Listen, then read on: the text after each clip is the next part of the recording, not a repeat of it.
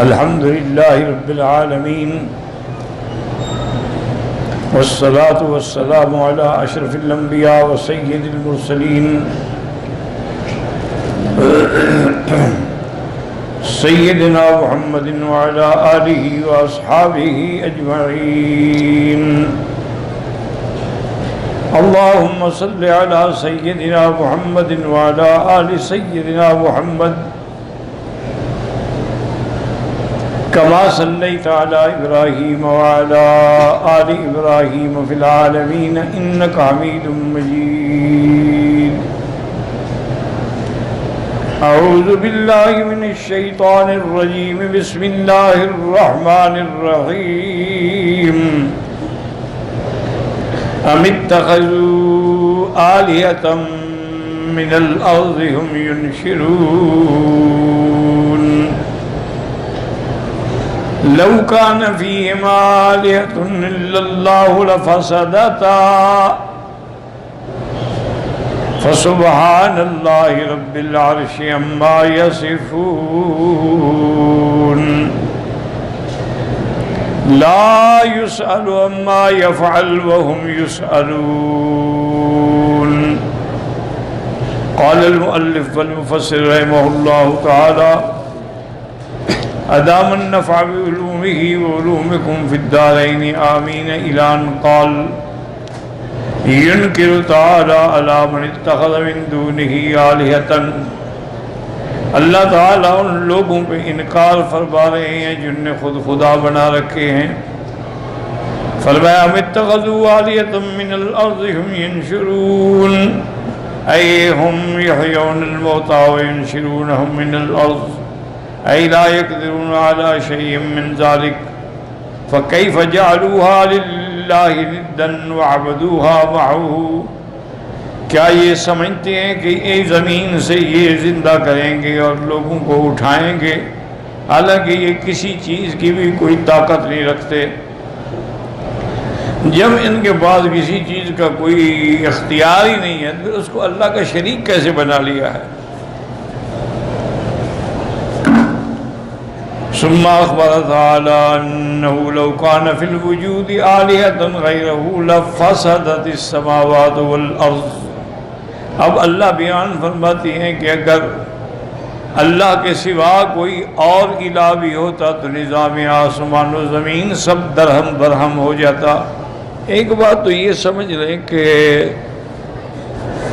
مشرکین جو ہیں وہ تو کئی قسم کے ہیں جنہوں نے اللہ کے ساتھ شریک کیا ہوا ہے.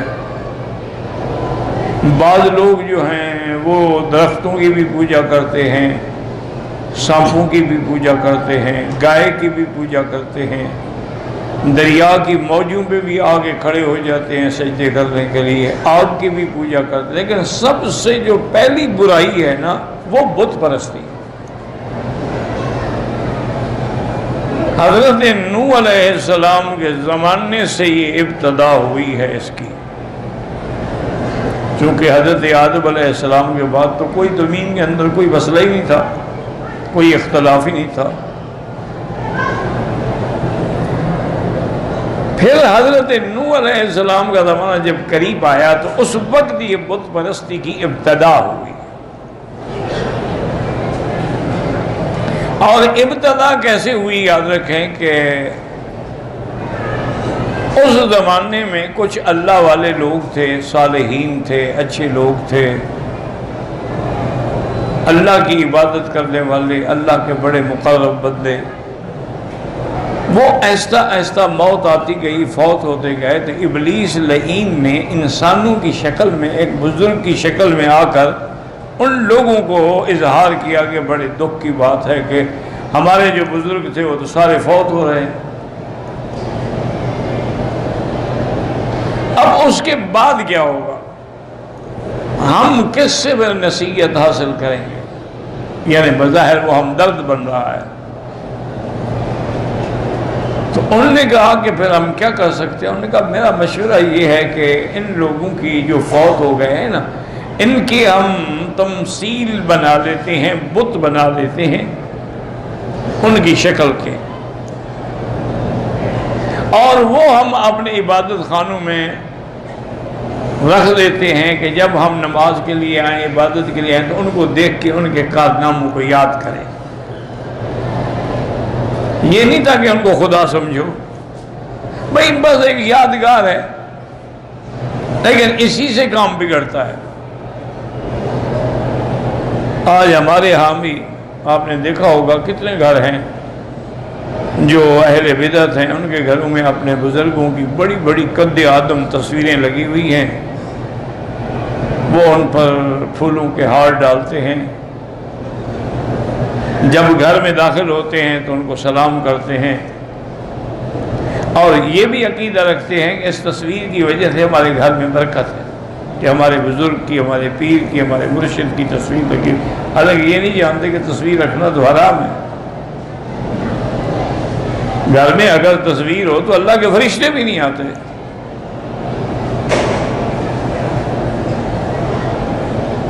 اور خاص طور پہ پھر تصویر کو تعظیم اور عبادت کے لیے رکھا جائے، یہ تو پھر وہ شرک کی طرف چلے گئے۔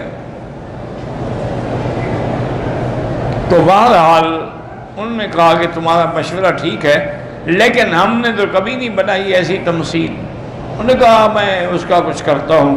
اس نے وہ ان کی ڈمی بنا کے، ان کی شکلیں بنا کے، وہ 5 بزرگ تھے، ودن، سواعن، یغوثا، یعوقا، نصرا، یہ 5 تھے۔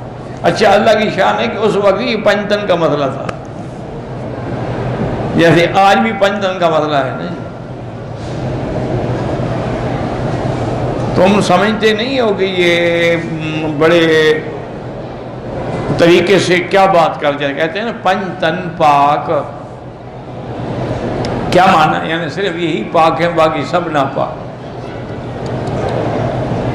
تو نعوذ باللہ جب صحابہ کوئی اہل بیت کو ناپاک کہیں گے، مسلمان کہاں رہے؟ ان کا عقیدہ یہی ہے کہ لی خمسۃ اطفی بہا حر الوباء الحاتمہ المصطفیٰ والمرتضیٰ ابناہما والفاطمہ، کہ یہ 5 ہیں ہمارے دنیا اور آخرت کے سہارے۔ تو اس وقت بھی یہی مصیبت تھی، پنجتن، جیسے آج ہے پنجتن پاک، اور ایک ہے پنج پیر، کہتے ہیں جی ہاں 5 پیر کٹھے ہیں، بزرگ کٹھے ہیں۔ بعض لوگوں نے بڑا ہوا ہے، ہم میرے اپنے گاؤں کے آگے تھوڑا سا فاصلے پر ایک جگہ ہے، اس کی جگہ اس پہ وہاں ایک قبر ہے، اللہ عالم کس کی ہے، اس جگہ کا نام بھی پنج پیر تھا۔ تو وہاں کے جو زمیندار تھے، وہاں کے جو بڑے لوگ تھے، ان سے میں نے پوچھا بھی یہ کیا ہے؟ انہوں نے کہا جی ہمیں تو خود پتہ نہیں، پہلے تو نہیں تھی قبر، پتہ نہیں کس نے بنا دی ہے۔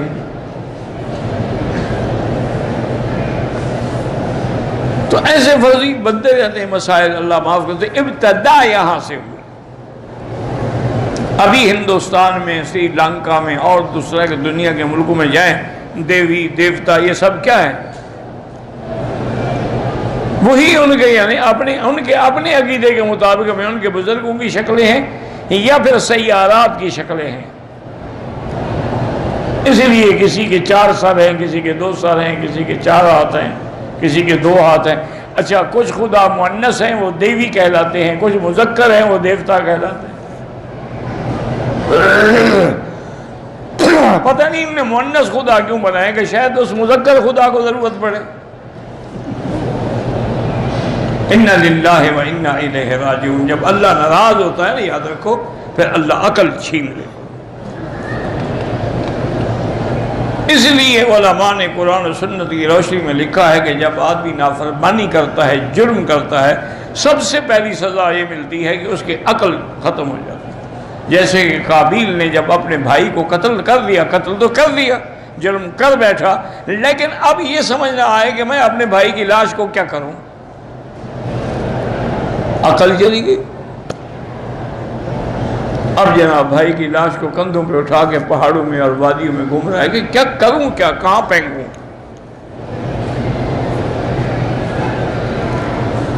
اللہ نے حابیل پہ بھی رحم کیا کہ اس کی لاش کی بے حرمتی نہ ہو۔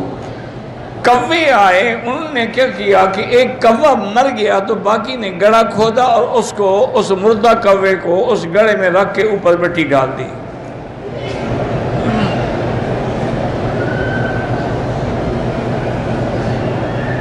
اس لیے قابیل کہتا ہے کہ یا لیتنی ان اکون مثل ھذا الغراب، کاش میں تو کوے سے بھی گیا گزرا ہوں۔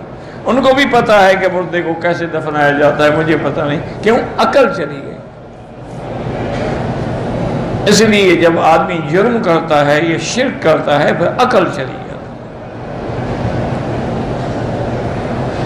اس سے بڑی بدعقلی ہوگی کہ اپنے ہاتھ سے بناؤ اور پھر کہو خدا ہے، یعنی بناتے بھی اپنے ہاتھ سے۔ آزر خود بت بناتے تھے نا، حضرت ابراہیم کے ابا، اور پھر اس کو خدا بھی کہتے تھے۔ اسی لیے تو سیدنا ابراہیم نے کہا کہ ابا جانی آپ کیا کرتے ہیں؟ یا ابت لم تعبد ما لا یسمع، نہ یہ سنتے ہیں نہ دیکھتے ہیں، خدا کیسے ہیں یہ اندھے بہرے خدا ہیں۔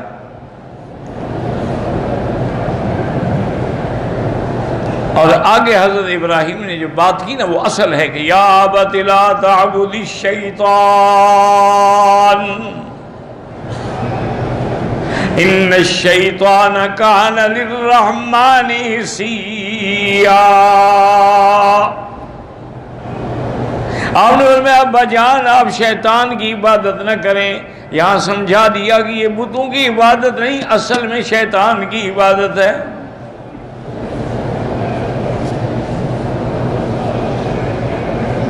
تو سب سے پہلا شرک جو ہے وہ یہی ہے کہ بت بنائے گئے، اور مشرکین مکہ نے تو حد کر دی کہ اللہ کے کعبے میں اور مقام ابراہیم پر، زمزم پر، صفا پہ، مروہ پہ 360 بت رکھ دیے۔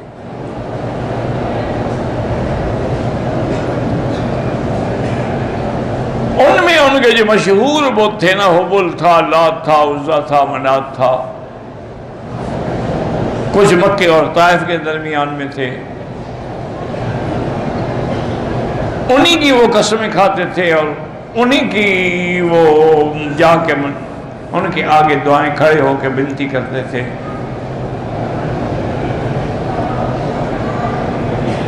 یہ 360 کیوں تھے آخر؟ اس بات کو بھی سوچیں بھئی، ابھی پوجا کرنا ہے تو پھر ایک ہی کافی ہے، 2 کافی ہیں، 3 کافی ہیں، 360 جمع کر دو۔ اس کے 2 جواب لکھے علماء نے۔ ایک تو یہ ہے کہ اصل میں وہ ہر روز ایک نئے خدا کو پوجتے تھے، لہذا سال کے 360 دن ہیں تو 360 خدا ہوگا۔ جیسے ہندوستان میں دیکھو نا جی، دیوی دیوتا، یعنی اتنا ہندو نہیں ہے جتنی ان کے دیوی دیوتا ہیں، 35 کروڑ دیوی دیوتا کو پوجتے ہیں۔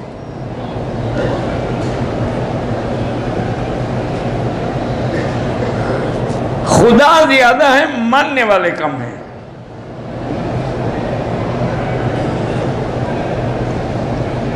تو لیکن اصل بات یہ نہیں ہے، اصل بات یہ تھی کہ مکے میں جو قریش تھے نا، یہ سب سے بڑا طاقتور قبیلہ تھا، اور شان والا، اور سخاوت میں اور جود میں اور کرم میں، حجاج کی خدمت میں، کعبے کی مجاورت میں یہ مشہور تھے۔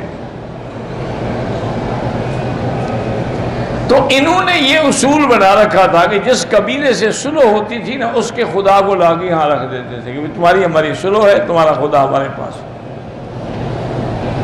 اور پھر جب جھگڑا ہوتا اس کے خدا کو پکڑ کے باہر پھینک دیتے،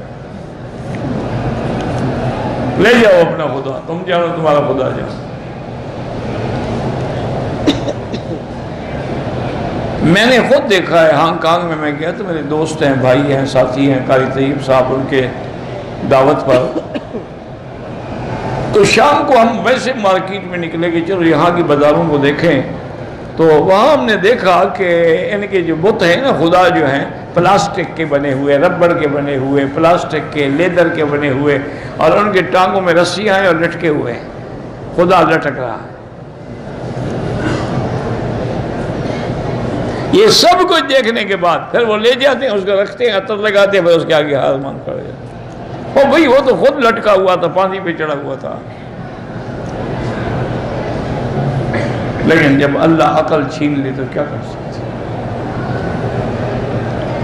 آپ اللہ کے حرم میں بیٹھے ہیں، کعبۃ اللہ میں بیٹھے ہیں، یہ نہ کہیں کہ مولوی مکی کہہ رہا ہے یا مولوی مدنی کہہ رہا ہے، اس بات کو چھوڑیں۔ اللہ نے آپ کو بھی تو عقل دیا ہے نا، کعبے میں آئے ہیں، عمرے پہ آئے ہیں، آپ نے طواف کیے ہیں، صفا مروہ دوڑی ہے، لبیک پڑھی ہے،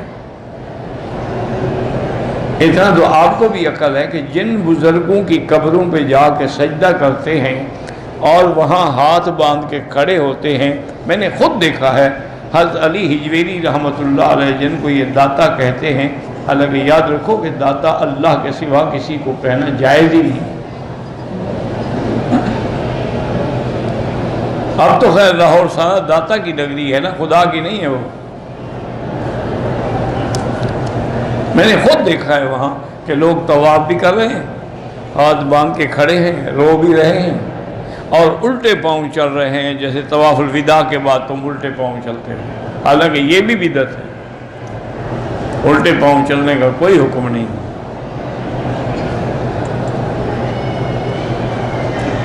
اللہ تبارک و تعالیٰ نے جس انداز میں وہاں یہ علی حجویری سے مانگتے ہیں نا، اتنی رو کہ یہ خدا سے بھی نہیں مانگتے ہیں۔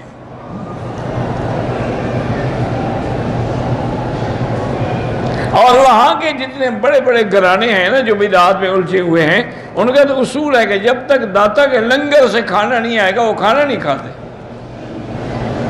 پہلے وہ اس کو اپنے کھانے میں ملائیں گے، ایک ایک چمچ پھر کھائیں گے۔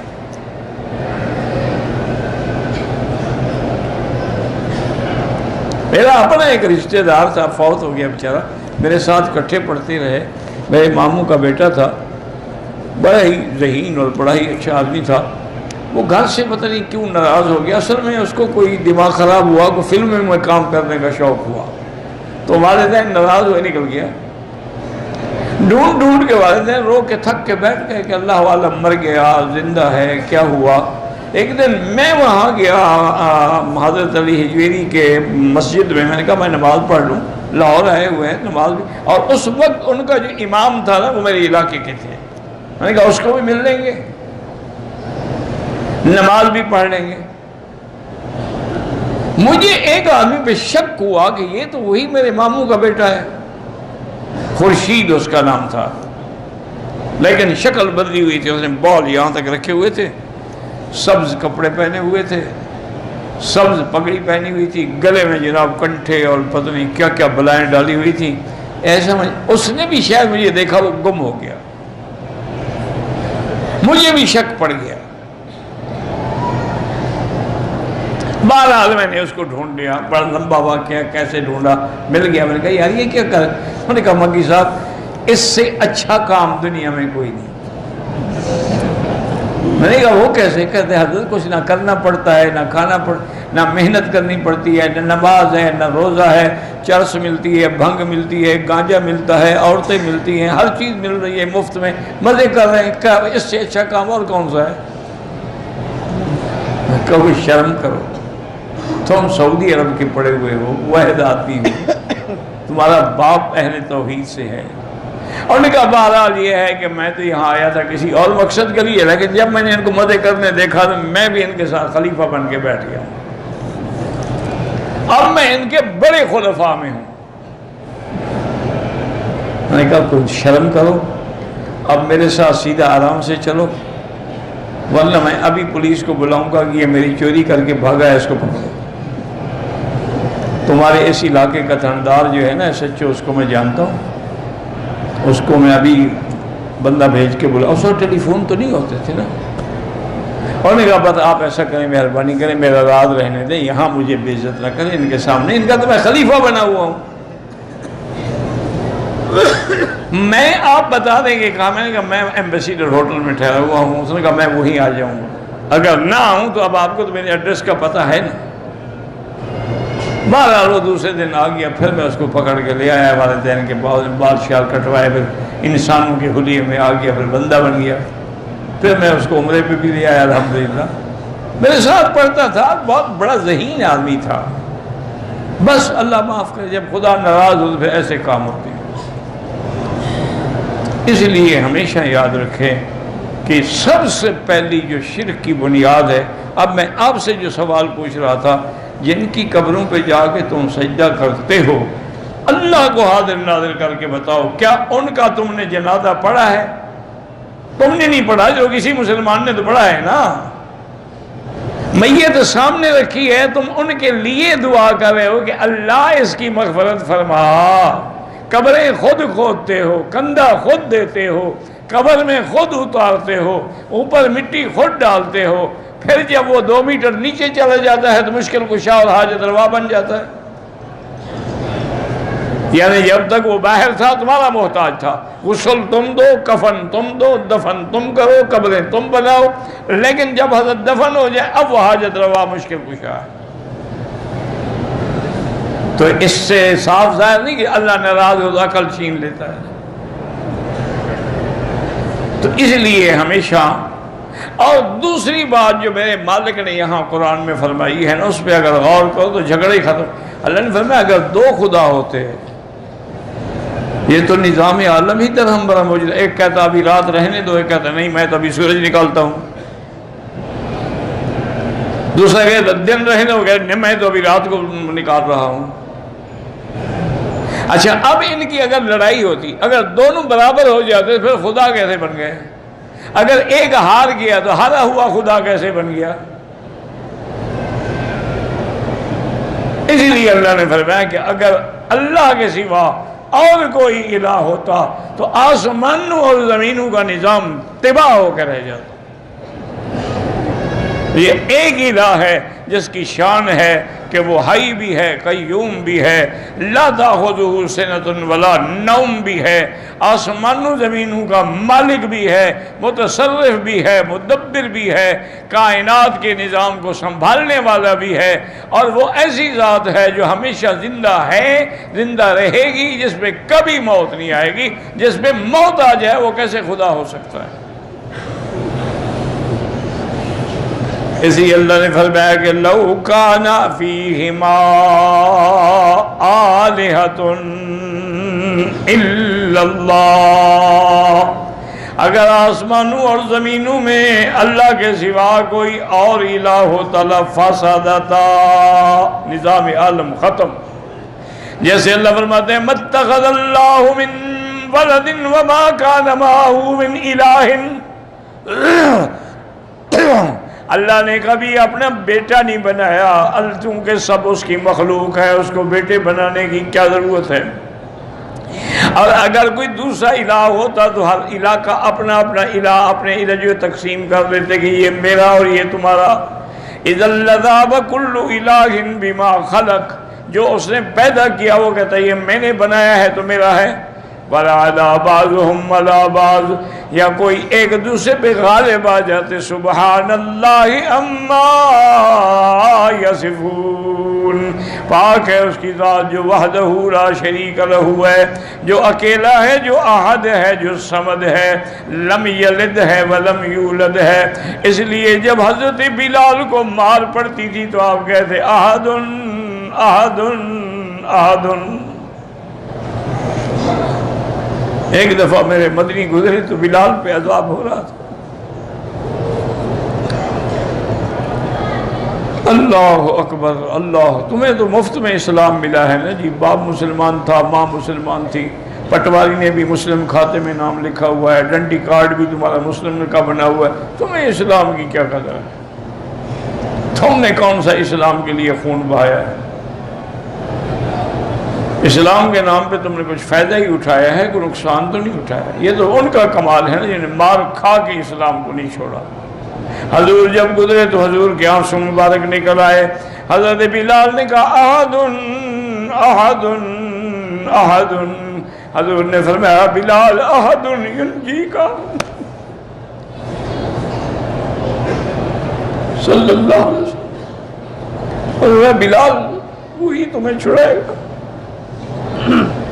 اللہ اکبر اللہ اکبر اللہ اکبر۔ اب دیکھیں یہ ایمان ہے، بلال تڑپ رہا۔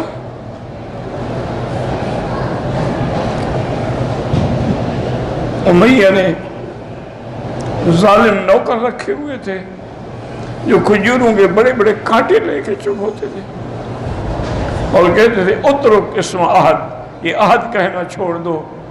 بلال کہتا تھا جو مرضی آئے کر دو۔ بے ہوشی میں آنکھ کھلی تو دیکھا کہ بوڑھی ماں سرانے بیٹھی ہوئی، تو ماں ہے نا، تمہیں ماؤں کا کیا پتا ہے، تم بیویوں کے جوتے اٹھانے والے ہو، تم نے ماں باپ کی قدر چھوڑی، اللہ نے تمہیں ذلیل کر دیا کہ عورتوں کے جوتے اٹھا کے پھرو۔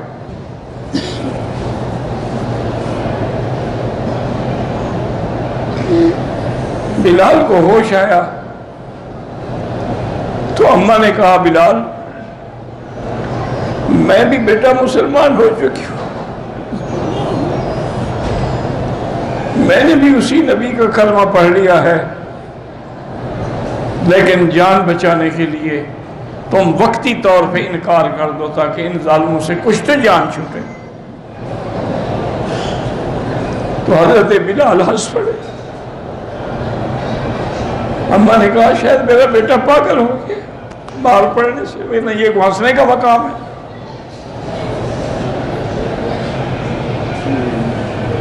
تو والدہ نے پوچھا بلال کیا بات ہے؟ انہوں نے کہا اماں آج مجھے یقین ہو گیا ہے کہ قریش ہار گئے اور بلال جیت گیا ہے۔ انہوں نے کہا وہ کیسے؟ انہوں نے کہا اگر ان میں طاقت ہوتی تو میری ماں کو سفارشی لے جاتے، ان کی قوت جواب دے گئی ہے، اس لیے میں خوش ہو رہا ہوں۔ میرے عزیز کبھی غور کیا کرو کہ سیدہ آسیہ امرات فرعون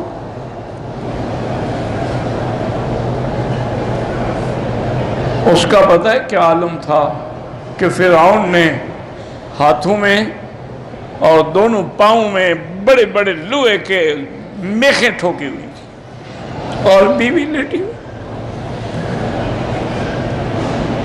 اور اوپر منجنیق میں ایک بہت بڑا پتھر کھڑا کیا ہوا تھا اور سر پہ کھڑا تھا۔ کہتا آسیہ تم موسیٰ کا کلمہ پڑھنا چھوڑ دو ورنہ پتھر ڈال کے تمہیں کچل دوں گا۔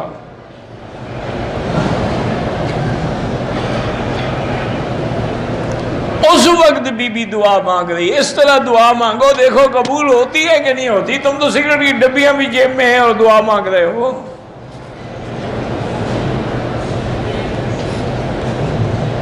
اس عالم میں بی بی نے دعا میں رب ابن لی عندک بیتا فی الجنہ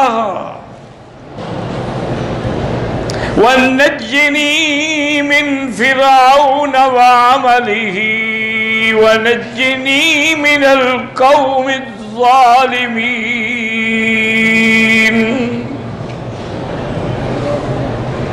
اللہ، بی بی نے کیا دعا مانگی ہے کہ اللہ قیامت میں میرا گھر اپنے سب سے زیادہ قریب بنانا،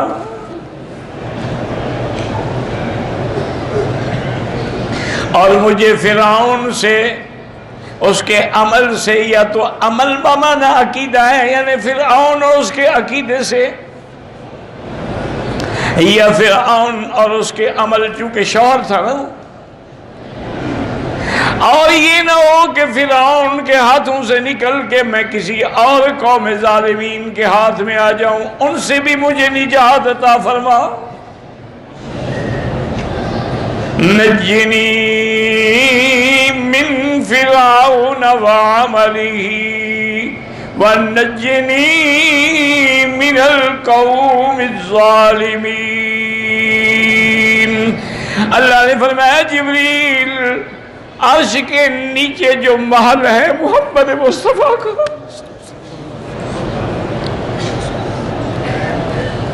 مقام محبوب، دعا کرو اللہ ہمیں حضور کی شفاعت نصیب کرے۔ دل سے دعا کر لو، کعبے میں بیٹھے ہو، موت ایمان پہ آئے، آخری کلمہ لا الہ الا اللہ اور حوض کوثر سے حضور کے ہاتھوں سے پانی سے، یا اللہ اگر آپ ہمیں زمزم پلا سکتے ہیں تو حوض کوثر کا پانی بھی تو پلا سکتے ہیں، لیکن ایک مسئلہ بھی سمجھ لو، زمزم کا پانی حوض کوثر سے افضل ہے۔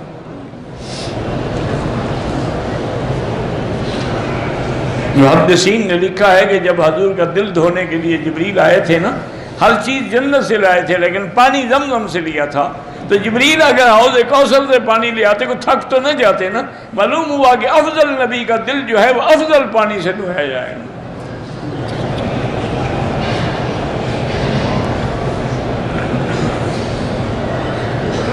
اور سب سے اعلیٰ مقام جنت میں کس کا ہوگا؟ حضرت محمد مصطفیٰ کا صلی اللہ علیہ وسلم. نہ پڑھنا، درود شریف نہ پڑھنا. تم نے میلاد منانا ہے، درود پڑھ کے کیا کرو؟ بس جھنڈیاں لگا دو گے، بتیاں جلا دو گے، بس کافی ہے وہی. اس کا پتہ نہیں ثواب تمہیں حضور دیں گے یا خدا دیں گے.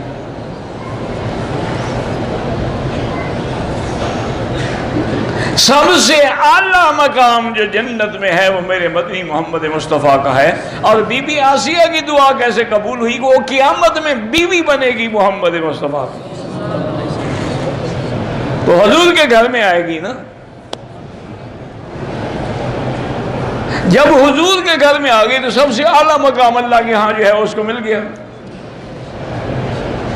اسی لیے بی بی فاطمہ الزہرا اور بی بی عائشہ رضی اللہ عنہم ماں بیٹی کے بعد اندر بات ہو گئی تو بی بی عائشہ نے کہا کہ بی بی فاطمہ مجھے آپ سے بڑی محبت ہے، لیکن بہرحال یہ ہے کہ بی بی فاطمہ نے کہا بی بی عائشہ میری ماں ہو تم، لیکن میں تم سے افضل ہوں، چونکہ تم بنت صدیق ہو، زیادہ سے زیادہ ابو بکر کی بیٹی، اور میں تو بنت محمد ہوں صلی اللہ علیہ وسلم.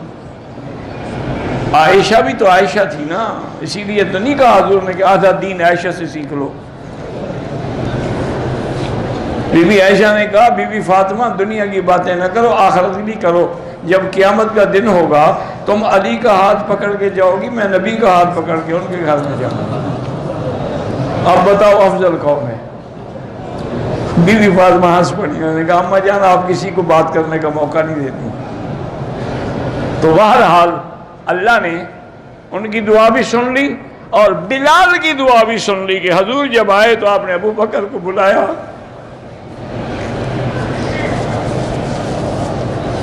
اور فرمایا صدیق بلال پہ بڑا ظلم ہو. اللہ اکبر اللہ اکبر. بس صدیق تو اشارے سمجھنے والا عاشق تھا، وہ سمجھ گیا. فوراً آیا امیہ کے پاس کہ بھی بلال کو بیچو گے؟ اور نے کہا تمہارے پاس فلاں غلام جو ہے نا عیسائی نصرانی، وہ تمہارے دین پر بھی نہیں ہے، اگر وہ غلام اور 40 اوقیہ سونا مجھے بلال کے بدلے میں دو پھر میں چھوڑوں گا. اور کہا لے لو.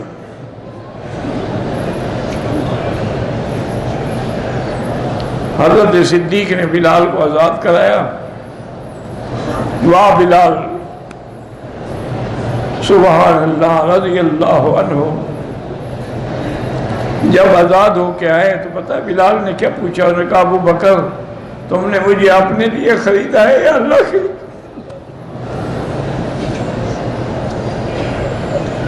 اگر اپنے لیے خریدا ہے تو میں تمہارا غلام ہوں. انہوں نے کہا نہیں، میں نے تمہیں اللہ کے لیے خریدا ہے، میری طرف سے آزاد ہو. انہوں نے کہا پھر مجھے اسی کی غلامی میں پہنچا دو جس کے کہنے پہ تم نے مجھے چھڑایا. رضی اللہ عنہ. دعا کیا کرو اللہ ہمیں صحابہ کی محبت. امام شافعی رحمۃ اللہ علیہ نے بڑی بات کی ہے. انہوں نے کہا قرآن میں صرف 3 جماعتوں کا ذکر ہے. والسابقون الاولون من المہاجرین والانصار والذین اتبعوہم بإحسان رضی اللہ عنہم ورضوا عنہ. انہوں نے کہا ایک قسم مہاجرین کی ہے وہ ہم نہیں بن سکتے، دوسری قسم انصار مدینہ کی ہے وہ بھی ہم نہیں بن سکتے. اب تیسری قسم ایک ہے کہ والذین اتبعوہم بإحسان، جو خالص ایمان کے ساتھ ان صحابہ کی اتباع کرے گا اس پر بھی اللہ راضی ہو جائیں گے. انہوں نے فرمایا خیال رکھو اگر اس قسم سے بھی نکل گئے تو پھر ٹھکانہ جہنم ہوگا. فرماتے ہیں سبحان اللہ رب العرش عما یصفون عما یقولون ان له ولدا. اللہ کی ذات پاک ہے ان ظالموں سے یہ جھوٹ بولتے ہیں کہ اللہ کی اولاد ہے. او شریکن، یہ اللہ کے شریک ہیں. سبحانہ وتعالی وتقدس وتنزہ، اللہ کی ذات بلند ہے اور پاک ہے ان چیزوں سے جس کا یہ افتراء کرتے ہیں، وَيَعْفُقُونَ جو جھوٹ کرتے ہیں، عُلُوًّا کبیرا، اور فرمایا لا يُسْأَلُ عَمَّا يَفْعَلُ وَهُمْ یسالون، اس کی شان تو ایسی ہے کہ وہ جو چاہے کرے، اس سے کوئی پوچھ نہیں سکتا۔ والحاکم الذی لا معقب لحکمہ، وہ ایسا حاکم ہے جس کے حکم کو ٹالا نہیں جا سکتا۔ ولا یعترض علیہ احد لعظمتہ وجلالہ وکبریائہ وعلمہ وحکمتہ وعدلہ ولطفہ، اور نہ کوئی اللہ کے فیصلوں پہ اللہ کی عظمت، اس کا جلال، اس کی کبریائی، اس کے علم اور حکمت، عدل اور لطف کر کے اعتراض کر سکتا ہے۔ وَهُمْ يُسْأَلُونَ، باقی سب مخلوق سے سوال ہوگا۔